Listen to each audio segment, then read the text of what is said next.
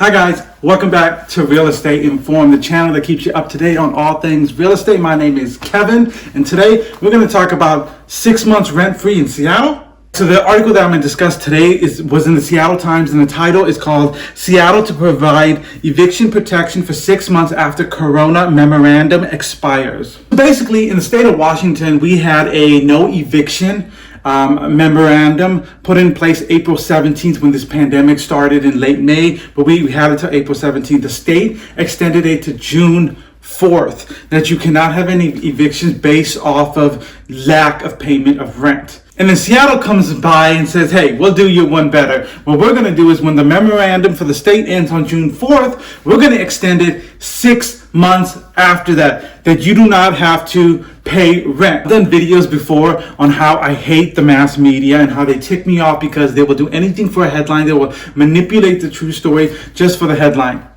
Kind of like a YouTube video just so you could click on it. The article goes into a little bit of depth about what the bill actually is. The bill is that a landlord for the next 6 months after June 4th cannot evict a tenant based off lack of payment of rent.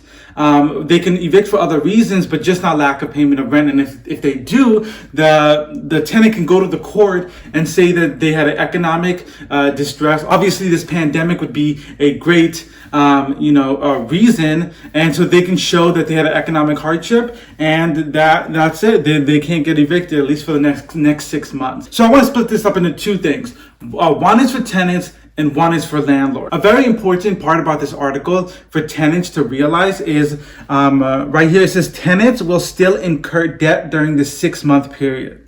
That's very important to understand. So as a tenant, if your mindset is man, I'm going to take advantage of the system, I'm not going to pay rent for 6 months, we're good. And I think that's a big mistake. The reason it's a mistake is because when you don't want to pay your rent, you're still incurring the debt. So after 6 months, your landlord is going to take you to court. He's going to want late fees. He's going to want all 6 months worth of rent immediately. There's no payment plan. You piss your landlord off. There's no payment plan after that. They're not trying to listen to you. They're taking you to court. So I think as a tenant, you need to understand that this law is not protecting you. It's sometimes in government, there's laws made just so you can look good on paper, but they're not really protecting the people. And I want tenants to know that this law isn't really protecting you. It's just given that by the mass media, but it's really not. The mass media is giving you this, hey, 6 months off, no rent. And that's not the truth. That's not even close to the truth. If you don't pay your rent for 6 months, at the end of 6 months, you are going to incur issues with your credit because the landlord might charge you for, landlord is going to charge you for 6 months, but they might show on your credit. Just look at the future as a tenant is if you don't pay your rent for 6 months and you want to go get another apartment, they're going to want a reference. And are you going to get a good reference? You have to think about those things before you go into this. So my best thing for a tenant is if you cannot pay rent, I understand this law is for you. If you physically cannot pay rent, that makes sense. But at the same time, I think that if you can pay rent, you should. Because if you don't and you feel like you're just taking advantage of the system, 6 months down the line, you're going to have 6 months worth of rent due. And if you can pay that all in full, great. If you can't, you're going to be in lots and lots of trouble. Now for the landlords. What I would say is, the most important piece of this article is that tenants still accrue debt over those 6 months. So if you're not getting paid right now, you can still go after the tenant 6 months from now and still get them in court for the 6 months. You can still, garnish their wages. You can affect their credit. You can put an eviction on their record. I mean, the story never ends. And that's not due to the landlord. That's not due to the tenant. That's due to our politics that allow kind of ridiculous laws. I know that they're trying to protect the people, but they're just trying to protect the people on paper. They're not really helping the people. Saying that 6 months of no rent, but you still accrue debt over those 6 months. How is that helping people. If anything, you should give out a stimulus, or you should give out something that hey, well, we'll give you $500 a month for every tenant,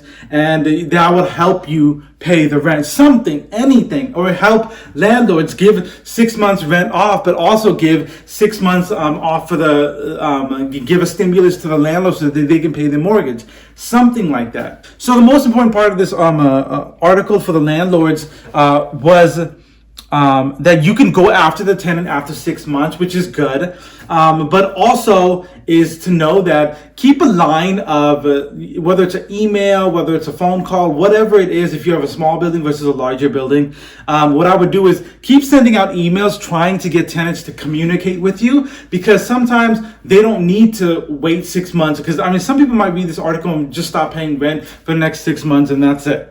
Do you know what I mean? But I think if you keep an email line open and you let them know what the law is, you let them know that they'll accrue debt, you'll let them know what after 6 months what they're going to be charged with, that should be very important. And let them know it's about educating. It's not about scaring anybody. It's about educating and letting them know, and also letting them know that you have a mortgage, you have expenses, you have the water bill, the heating bill, the outside lights, the driveway, garbage, everything. So it's like you have to understand that you have these expenses, and they need to understand that you have these expenses, so that you guys can work together. Maybe even try to implement a payment plan if people cannot pay, that you can at least get half the rent or a quarter of the rent, or something to keep your mortgage and your business going. Most importantly, like running a apartment company is like running a business. You have to do what you have to do. If products aren't selling, you got to put them at 10% off, 20% off, anything to generate business to keep it running. Same thing with apartments. If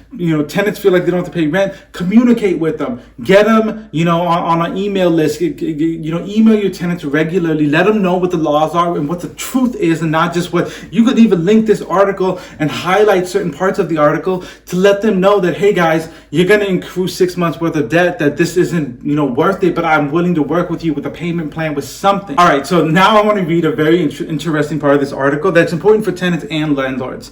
It's right near the end, and it says Gonzalez is advancing a separate bill that would set guidelines for tenant landlord payment plans in the year after Seattle's corona emergency ends. Tenants would have the right to catch up on late rent in monthly installments, and landlords would be barred from charging late fees and interest for most of the year. The council could vote on that bill next week. Okay, so that's a game changer. So that's basically saying that after 6 months, you can't charge late fees. You have to go through some sort of payment plan that the government sets up, not that you set up. So that's why I was telling landlords before, get on top of it now. Get on that payment plan now. Get all your tenants on board with you, not on board with the government, because they can make whatever laws they want that you don't have to pay rent for a year. But if you already have the tenant on a payment plan and you guys are working through it, I feel like that's a better idea. And communication is key. So I try to stay unbiased as possible, but certain laws that just make me laugh, I don't get it. And who knows? In the state of Washington, Seattle's doing this. The whole state might do this. And I'm pretty sure if Seattle's doing this, other cities might follow the same thing to protections for tenants. All right, guys, that's my video for today. If you liked it, please thumbs it up. Please subscribe. And if you have any questions about anything related to real estate, please leave it in the comments below, and I will answer it on my next video. All right, thanks, guys.